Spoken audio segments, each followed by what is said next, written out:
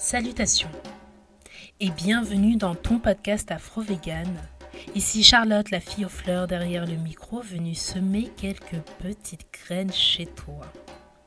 Durant tout l'été, je me propose de t'accompagner avec l'un de mes sujets de prédilection, à savoir l'afro-véganisme. C'est parti, rentrons dans le vif du sujet. Lorsqu'on est en société, des discussions légères et agréables peuvent très vite se transformer en débats plus ou moins intenses. Ayant eu à me retrouver dans des situations où j'ai eu à préciser que j'étais afro-végane, j'ai eu l'occasion d'être confrontée à différents profils, à différentes réactions. Certains étaient curieux, surpris, interloqués, tandis que d'autres s'attachaient à me témoigner leur aberrante hostilité ainsi que leur amusant scepticisme. De là ont découlé différents types de questions, telles que « Tu es noir et tu manges pas de poulet? Donc plus de KFC ?» Alors autant vous dire qu'à l'époque ces questions me faisaient bouillir, on atteignait facilement des 40 degrés dans mon corps, mais ces interrogations révélaient à mon sens, la vision quelque peu réductrice, voire étriquée que l'on peut avoir de moi déjà, et plus largement de l'identité noire. Ce qui me posait évidemment un énorme problème. Mais une autre question revenait assez souvent. Et c'est sur celle-ci que je vous propose que l'on se penche durant cet épisode. La question était, je cite, « Mais n'y a-t-il pas d'autre combat ?» Alors, spoiler alerte, oui, il y a bien d'autres combats. Et donc Parce que c'est là que ça devient intéressant. D'ailleurs, je me souviens de l'un d'entre eux qui était même allé plus loin, qui m'a dit qu'en tant que noir, que même en tant que femme noire, il y avait bien d'autres choses à faire, bien d'autres choses à s'occuper que les animaux, comme la vaisselle par exemple. Bon, bravo pour la punchline. La place de la femme, on le sait, est à la cuisine. Il était plus facile de me recommander une petite vaisselle fait main by Black Woman pour accessoirement enlever tout ce sang de mes assiettes que pour mon détracteur. Que de créer son business de la vaisselle stylé, écolo, fonctionnel, black owned. C'est plus facile de me renvoyer à la cuisine, hein? Surtout lorsqu'on parle de conviction. Bon, après, j'avoue que sa punchline m'a fait rire. Je vais pas mentir, ça m'a fait rire intérieurement. Intérieurement parce que comportement. Bref, au-delà de l'anecdote, je comprenais ce qui m'était alors signifié. La communauté a ses urgences et a priori les baits n'en font pas partie. Et pourtant, l'afro-véganisme couvre un champ beaucoup plus large qu'il n'y paraît. Au travers son rapport avec les animaux qu'on refuse de considérer comme des êtres vivants à respecter, se logent des enjeux directement liés aussi bien aux individus qu'aux communautés noires, puisque c'était de ça qu'il s'agit. J'en veux pour preuve l'enjeu santé, par exemple, AVC, diabète, cancer, prostate, maladie des os, ostéoporose, arthrose. J'ai pas l'impression que les communautés noires soient épargnées. En général, on connaît quelqu'un, cercle proche, cercle 1, cercle 2, qui connaît des difficultés de santé type AVC, type diabète, type maladie des os, ostéoporose, arthrose, etc. Cancer. À mon sens, il ne serait pas de trop que de penser à optimiser ce côté-là de nous, chez nous. Chez tout le monde en réalité, mais chez nous. Nous ne sommes pas épargnés parce qu'il y a d'autres combats. Et pour ça, on sait que notre consommation de viande, et notamment de viande rouge, ne sert pas à notre santé. On sait que les mers et les océans, en plus de se vider, sont pollués et que, breaking news, les poissons et crustacés restants sont de fait, et plutôt logiquement d'ailleurs, imprégnés par toute cette pollution. On sait également que notre consommation de laitage sert davantage Nestlé que nous. On n'a pas arrêté de téter les seins de nos mères pour finalement se rapprocher du puits des vaches. Nous sommes sevrés et nous ne sommes ni des veaux ni des agneaux, donc le lait maternel de vache ou de brebis, on peut mettre de côté. Malgré ce que l'on peut croire, les laitages ne sont pas nos amis. D'ailleurs, il y a une étude intéressante de la Nation Library of Medicine, le Centre national de la biotechnologie et de l'information, qui nous partage les taux d'intolérance au lactose par ethnie. Et les Afro-Américains se retrouvent en deuxième position, avec 75%, derrière les natifs américains, qui sont eux à 79%. Alors, même si on n'est pas des Afro-Américains, on le sait, on n'est pas si loin d'eux quand même. Il me semble qu'on a quelques petites choses en commun. D'ailleurs, on parle de maladies de civilisation. Ces maladies liées à notre mode de vie, à l'environnement dans lequel on vit. La pollution, par exemple, sur lesquelles on a plus ou moins de maîtrise, de prise, à la différence de notre consommation, sur lesquelles on aurait un levier d'action beaucoup plus activable. Et puis, il y a les enjeux climatiques. Et ce n'est plus à démontrer, aujourd'hui notre mode de vie carniste a des effets délétères sur la planète. L'élevage intensif, le CO2, les recommandations scientifiques et autres rapports du GIEC, tout nous alerte sur ce qu'on est en train de faire et ses possibles conséquences néfastes ici, mais aussi ailleurs, et notamment du côté des terres-mers caribéennes, africaines, et que l'on soit sur place ou pas. Donc nos actions ont des effets. Notre système de création de richesse est contre-productif et même suicidaire, a un impact au-delà de nous-mêmes. Et ça pose la question de l'injustice climatique. On va pas tous être sauvés pareil. Regardez à nouveau Titanic. Ah, Titanic, c'est mon film. Titanic, il y a des gens qui sont déjà privilégiés qui vont avoir accès au bateau pour se sauver. Il y en a qui visent déjà d'autres planètes, hein, donc, et je sais pas. Donc ils peuvent se dire que peut-être ils peuvent épuiser cette planète-là. Ils ont un plan B.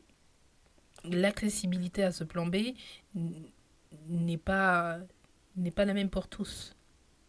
Pour revenir à Titanic, d'autres personnes n'avaient pas le droit de monter sur les canaux de sauvetage.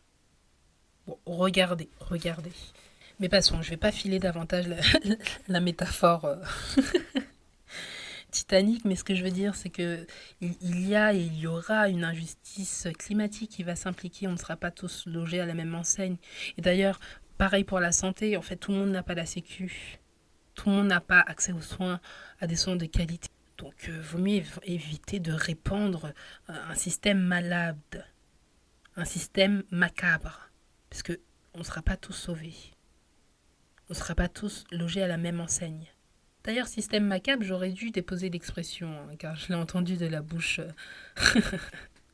d'autrui, comme si ça pouvait provenir de son cerveau, du cerveau de cette personne qui apparemment est incapable de me citer comme il se doit, et qui par la même œuvre à l'invisibilisation, avec des relents coloristes, des pensées émanant des corps et des cerveaux de femmes noires. Anyway. Ça, c'est un autre sujet. En tout cas, faites attention à qui vous accordez votre attention et votre crédit. Beaucoup de pilleuses out there. Mais parenthèse fermée. L'afrovéganisme couvre également des enjeux culturels et plus précisément de valorisation des cultures. Car on est amené à creuser dans nos patrimoines respectifs culturels. Et incroyable, il y a beaucoup de réponses là-bas. Ça permet d'être force de proposition, d'intégrer plus facilement, de concilier plus aisément les défis contemporains à nos racines. Et vice-versa d'ailleurs. Ce qui procure une sensation d'alignement très agréable par ailleurs. Explorer les différentes cette facette composante de son identité permet de se renforcer, de mieux se connaître, de se sentir légitime à prendre la parole et ou à trouver la force de tenter, de s'améliorer sans avoir à se dépouiller d'une partie de son identité.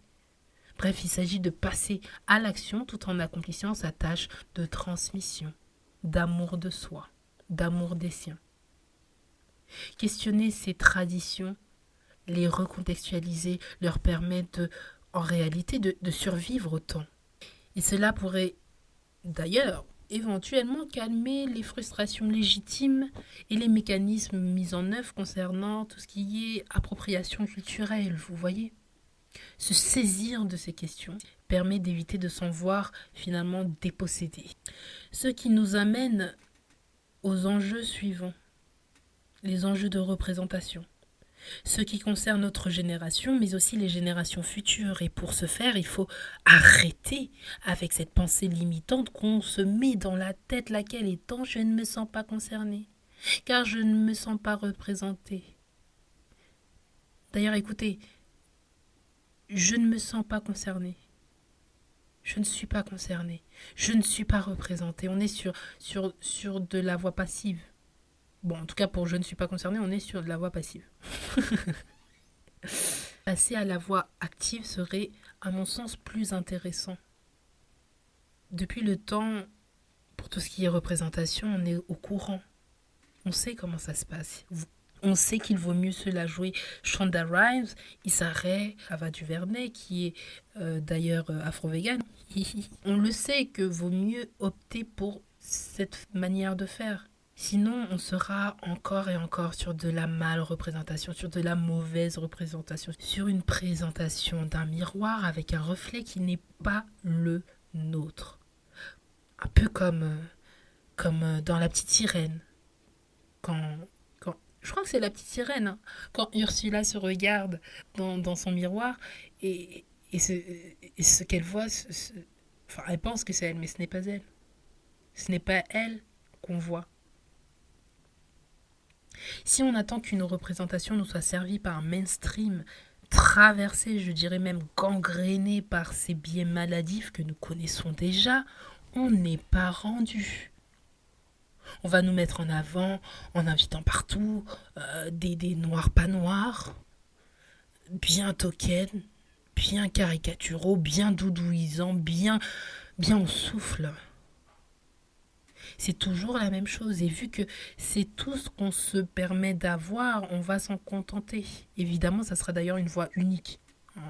Voilà. C'est-à-dire la diversité, mais diversité unique. Une voix pour tous. Et ce qu'on va faire, c'est qu'on va s'en contenter. On va les aimer, on va les pousser. On va pousser ces gens-là à la performance, au déguisement. On va se vexer quand ces figures... alors j'allais dire féminines, parce que j'ai l'impression que... bon, à débattre. Mais bon... En tout cas, ces figures, on va se vexer quand elles vont aller trop loin dans la caricature ou lorsqu'elles vont se raviser, car elles auront fini de capitaliser sur nos expériences, nos analyses, nos conditions, notre invisibilisation. Et en plus d'être extrêmement exténuant, il faut le dire, pour cette génération, cela impactera les générations futures qui devront à leur tour repartir à zéro car elles auront toujours ce même besoin de représentation puisque le problème n'aura pas été réglé. Il aura seulement été reporté. Et la rebelote, les générations suivantes se poseront les mêmes questions qu'on a pu nous-mêmes se poser durant notre ère, à savoir où étaient les personnes qui me ressemblent sur ces questions, qu'ont-elles fait, qu'ont-elles dit, existaient-elles? Et c'est reparti de devoir chercher partout ailleurs des savoirs, des bribes de connaissances, les replacer dans son contexte, dans son propre contexte, y inclure les problématiques liées à celui-ci. Enfin... C'est un travail très intéressant, mais extrêmement besogneux. Surtout lorsqu'il y a une carence d'informations. C'est un travail que j'ai réalisé, que j'ai dû réaliser, que je continue de faire parce que voilà, c'est vrai que ça fait partie de mes sujets. Voilà, ça fait partie de mes sujets. Afin que d'autres n'aient pas à tout recommencer, à switcher frénétiquement de ce à quoi il a accès à sa condition, eh bien, il faut faire ce travail durant notre ère. Même si pour le switch, on est assez fort à ça, on est assez bon. Mais flemme, quoi. Flemme. Une vie douce. Une vie douce. Diversifier les points de vue, surtout ceux qui sont invisibilisés, est très important. C'est d'ailleurs pour ça que je me suis lancée, petite parenthèse, dans l'aventure du podcast. D'ailleurs, n'hésitez pas, s'il vous plaît, à partager, à challenger l'algorithme afin que les notions d'afro-véganisme, d'écologie, d'animalité ne restent pas un sujet sur lequel on réagit et on réagira encore par cette fameuse interrogation, à savoir, n'y a-t-il pas d'autres combats?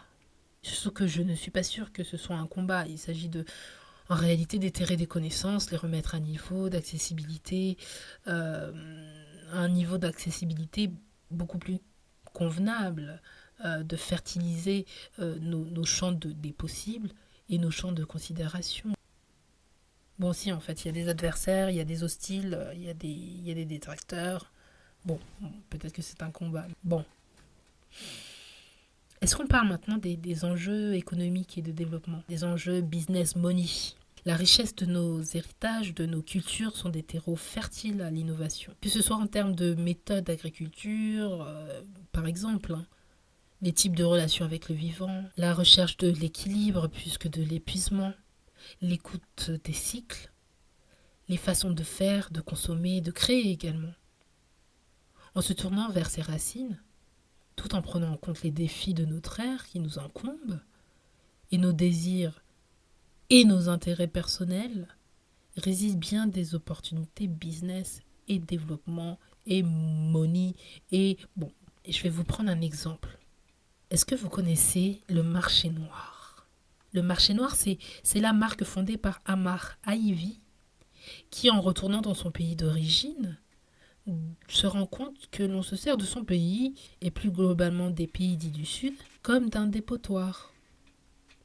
On y renvoie des tonnes de vêtements qu'on ne veut plus ici dans le Nord. Amar Aivi aime chiner le vêtement. Il aime les pièces originales, il aime le style et il aime ses terres.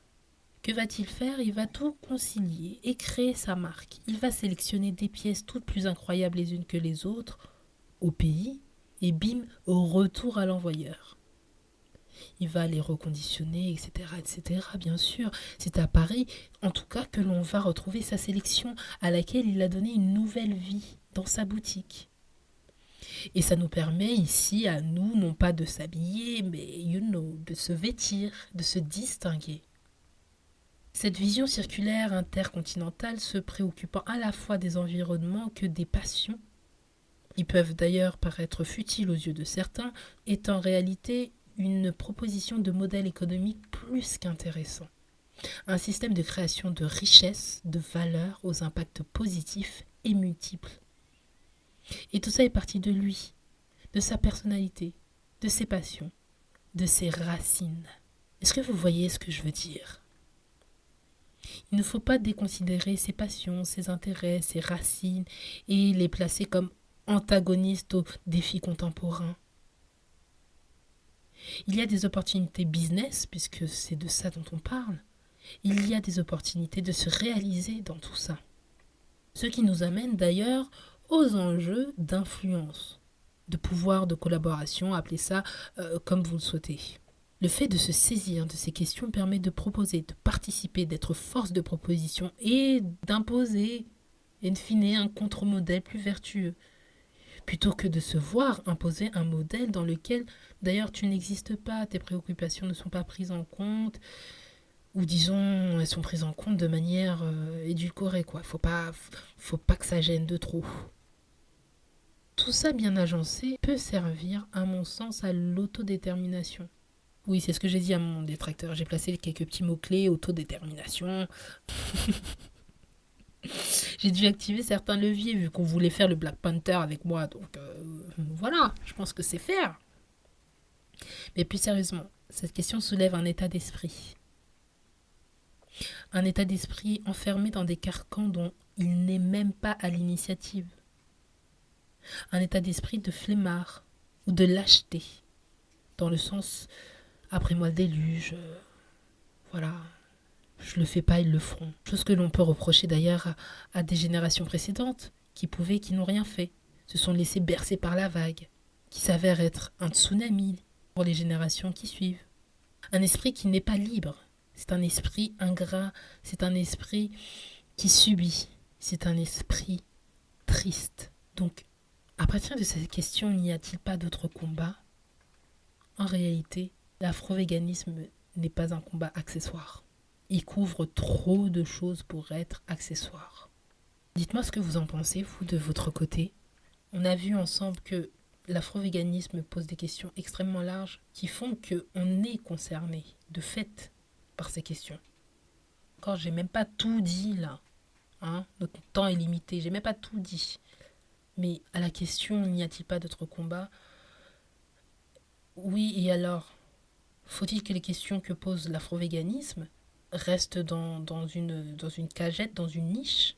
N'est-ce pas dans notre intérêt qu'elles soient prises en compte, qu'elles soient démocratisées?